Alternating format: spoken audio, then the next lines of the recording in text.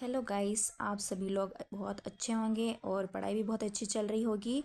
और मार्च में आप लोगों की एमपी सेट की एग्ज़ाम है, उसके पश्चात असिस्टेंट प्रोफेसर जूलॉजी की भी एग्ज़ाम है।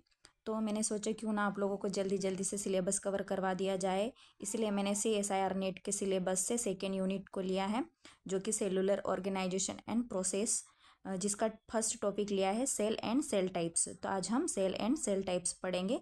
तो सबसे पहले मैं आप लोगों को कंटेंट दिखा दूं कि किस प्रकार से पढ़ेंगे अपन। साइटोलॉजी कवर करेंगे, बॉडी ऑर्गेनाइजेशन, सिद्धांत इसके, सेल साइज और प्रोकैरियोटिक यूकैरियोटिक, इस प्रकार से हम ये वाला कंटेंट कवर करेंगे। ओके स्टूडेंट, तो चलो हम स्टार्ट करते हैं। साइटोलॉजी साइटोलॉजी दो शब्दों से मिलकर बना है। साइटो यानी सेल, लॉजी यानी स्टडी, यानी स्टडी ऑफ सेल, यानी कोशिका का अध्ययन।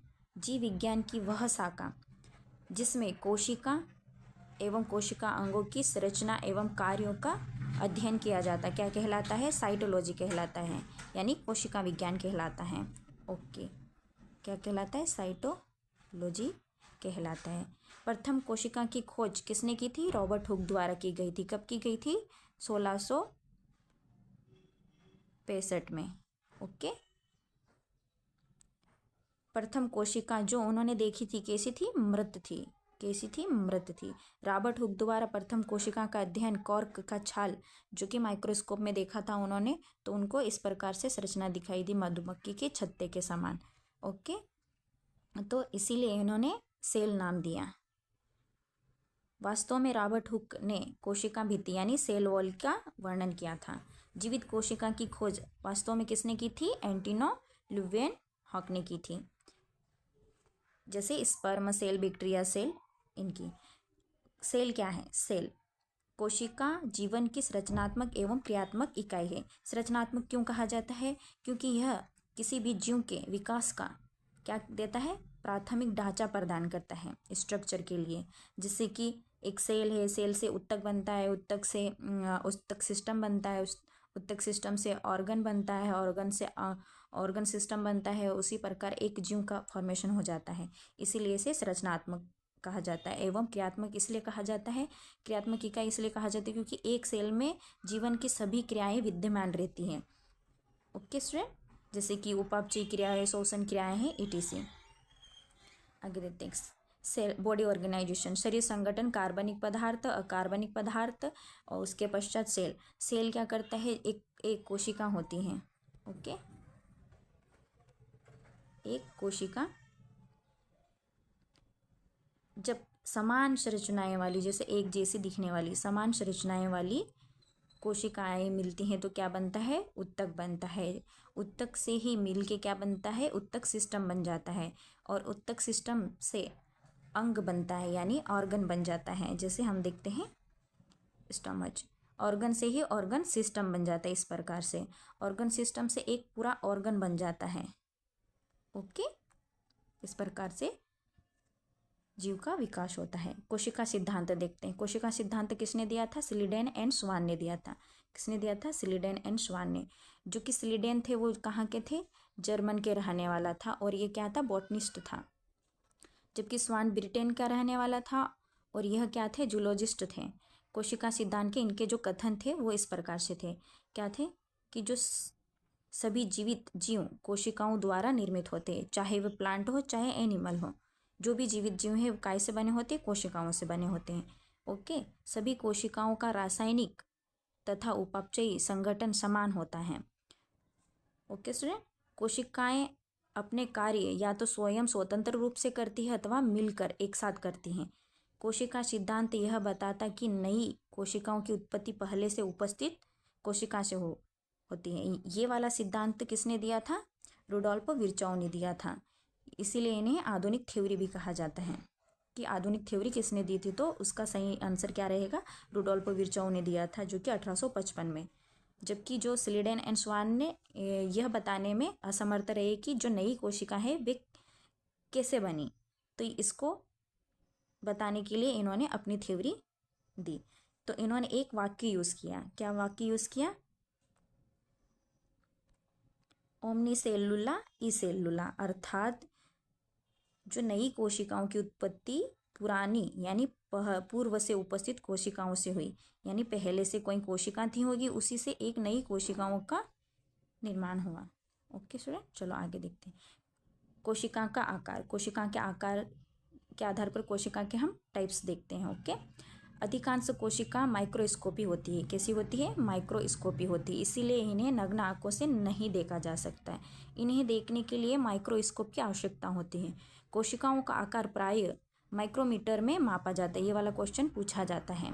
ओके स्टूडेंट, जैसे नेट के एग्जाम के लिए महत्वपूर्ण है। इनकी रेंज देखते हैं। लगभग सामान्य कोशिकाओं की बात करते हैं तो लगभग 0 से 0.2 माइक्रोमीटर से 20 से 30 माइक्रोमीटर तक होती हैं। ओके, कोशिका विवरण। सबसे छोटी कोशिका कौन सी है? तो सबसे छोटी का माइकोप्लाज्मा को कहा जाता है, जिसका साइज कितना होता है? 0.2 से 0.3 म्यू यानी माइक्रोमीटर। ओके स्टूडेंट, और इसको माइकोप्लाज्मा को क्या कहा जाता है? जंतु जगत का जोकर भी कहा जाता है, यानी पेपियोलो यानी pleuro pneumonia like organism. Okay, शुतुरमुर्ग का अंडा, ये सबसे बड़ी कोशिका होती हैं। जो शुतुरमुर्ग का जो अंडा होता है वे सबसे बड़ी कोशिका होती है। ये विदाउट सेल कितने होती है? 3 इंच होता है, और विथ सेल कितना होता है? जब इसमें सेल होती है तो क्या होता है? 6 इंच का होता है। ओके, और सबसे लंबी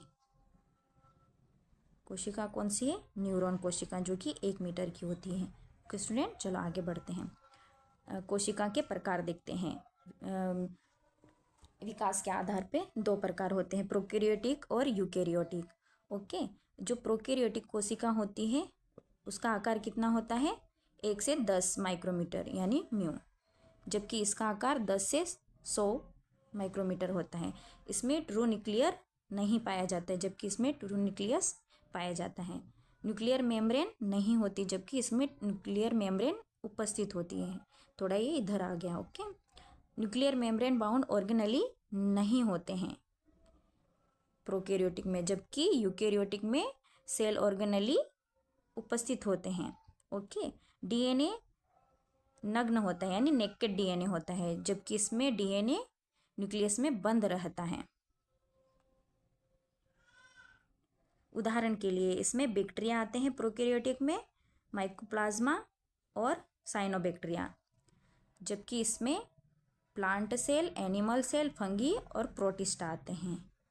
ओके, सेल वॉल के आधार पर कोशिका के प्रकार। जब सेल वॉल उपस्थित होती है विथ सेल वॉल, कौन कौन से? प्लांट में सेल वॉल होती हैं जो कि सेल्यूलोज की बनी होती है। क्या की बनी होती है? सेल्यूलोज। ओके स्टूडेंट, और कवक में यानी फंगी में काय की बनी होती? काइटिन की। कैसे याद रख सकते हैं? बैक्टीरिया में पेप्टिडोग्लाइकन की। ओके स्टूडेंट, जबकि सेल वॉल अनुपस्थित होती है, विदाउट सेल वॉल। सिर्फ एनिमल में सेल वॉल नहीं पाई जाती, सिर्फ प्लाज्मा मेम्ब्रेन होती है। आगे बढ़ते हैं। कोशिका के types, prokaryotic and eukaryotic. Prokaryotic में जो इसका आकार होता है, फर्स्ट पॉइंट देखते हैं, इसका आकार कितना है? 1 से 10 म्यू तक, जबकि इसका आकार 10 से 100 म्यू तक होता है। केंद्रक वास्तविक में नहीं होता है न्यूक्लियस। ओके, जबकि इसमें न्यूक्लियस स्पष्ट होता है। स्पष्ट यानी इस प्रकार से स्पष्ट दिखाई देता है, इसमें नहीं दिखाई देता है। ओके, आगे बढ़ते हैं। थर्ड पॉइंट, जो प्रोकैरियोटिक कोशिका होती है उसमें न्यूक्लियर मेम्ब्रेन नहीं होती हैं। क्या बोला इन्होंने? कि जो प्रोकैरियोटिक कोशिकाएं होती है उसमें न्यूक्लियर मेम्ब्रेन नहीं होती, जबकि इसमें न्यूक्लियर मेम्ब्रेन उपस्थित होती है इसमें।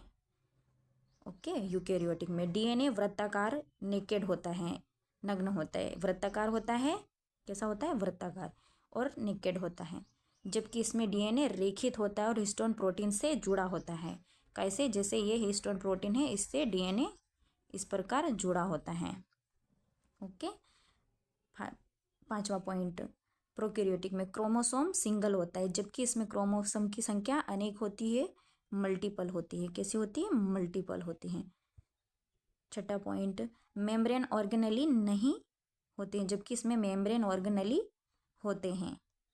इधर यहाँ पे आ गया, ऐड हो गया, जैसे कि माइटोकॉन्ड्रिया, एंडोप्लाज्मिक रेटिकुलम और गोल्गी बॉडी etc। और इसमें राइबोसोम कितने टाइप्स के होते हैं? 70 इस प्रकार के होते हैं, जबकि इसमें 80 इस प्रकार के होते हैं। आप इसको याद रखने के लिए ट्रिक भी बना सकते हैं, जैसे 30,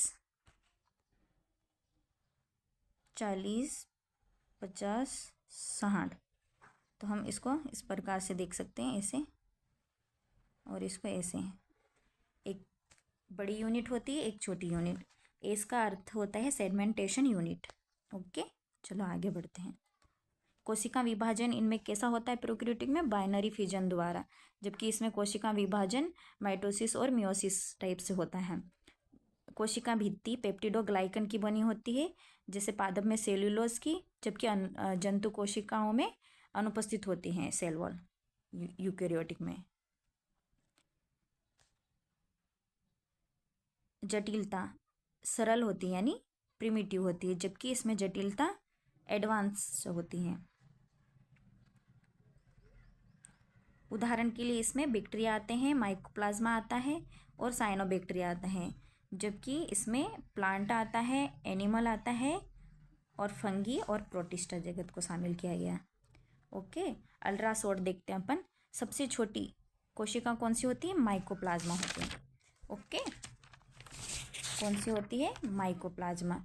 विथ सेल वॉल में कोशिका भित्ति रहित बोले तो जीवाणु होती है, और कोशिका जबकि विदाउट सेल वॉल बोले तो माइकोप्लाज्मा होती है। ये चीज़ याद रखना, ये विदाउट सेल वॉल की होती है। विथ आउट सेल वॉल में सबसे छोटी सेल बोले तो माइकोप्लाज्मा, जबकि विथ सेल बोले तो जीवाणु होती है यानी बैक्टीरिया सेल। और सबसे बड़ी बोले तो शुतुरमुर्ग का अंडा, ऑस्ट्रिच एग, जबकि सबसे लंबी न्यूरॉन। ओके, प्रो यानी नो, प्रोकैरियोटिक में नो न्यूक्लियस होता है। न्यूक्लियर मेम्ब्रेन भी नहीं पाई जाती, ऑर्गेनेली भी नहीं पाई जाती बैक्टीरिया में। ओके, यूके यानी यस, सारी चीज़ें पाई जाती eukaryotic. Okay, nuclear membrane, organelle, plant, animal, fungi etc में। प्लांट सेल वॉल पाई जाती, जबकि एनिमल में सेल वॉल नहीं पाई जाती।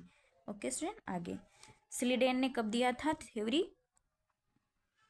1838 में दिया था। इन्होंने क्या बताया था कि जो पौधे हैं कोशिकाओं से बने होते हैं। ओके, यानी पौधे के शरीर मूल संरचनात्मक इकाई कोशिका होती हैं। स्वान ने क्या बोला था 1829 में? ये सेट नेट में ये सन पूछे जाते हैं, तो आप लोग याद रखना। ओके, इन्होंने बताया कि जानवर यानी एनिमल भी कोशिकाओं से बने होते हैं। इन्होंने क्या बोला था कि जो एनिमल होते हैं वो कोशिकाओं से बने होते हैं। पौधे और जंतु दोनों की संरचना समान मूल इकाई सेल है। कोशिका सिद्धांत यानी सेल थ्योरी, सभी जीवधारी कोशिकाओं से मिलकर बने होते। कैसे होते हैं? कोशिकाओं से मिलकर। कोशिका जीवधारियों की संरचनात्मक यानी स्ट्रक्चर यानी फंक्शनल यूनिट है। ओके, नई कोशिका पुरानी कोशिकाओं से बनी होती है। ये रुडोल्फो विर्चोव की थ्योरी है, जो कि आधुनिक थ्योरी भी मानी जाती है। बाद में रुडोल्फो विर्चोव ने 1855 में कहा कि ओमनी सेलुला ई सेलुला, अर्थात हर कोशिका दूसरी कोशिकाओं से उत्पन्न होती है। ओके गाइस, आज हम इतना ही टॉपिक कवर किए हैं। उसके पश्चात हम आगे और टॉपिक कवर करेंगे। अगर आप लोगों को हमारा कंटेंट पसंद आए तो आप लोग हमारे चैनल को लाइक करें, सब्सक्राइब करें और बेल आइकन को दबाएं। और अगर आप लोगों को कोई सी भी टॉपिक पे नोट्स चाहिए तो आप लोग कमेंट करके बता दीजिए, तो हम उस पर आपको नोट्स प्रोवाइड कर देंगे। Okay, bye.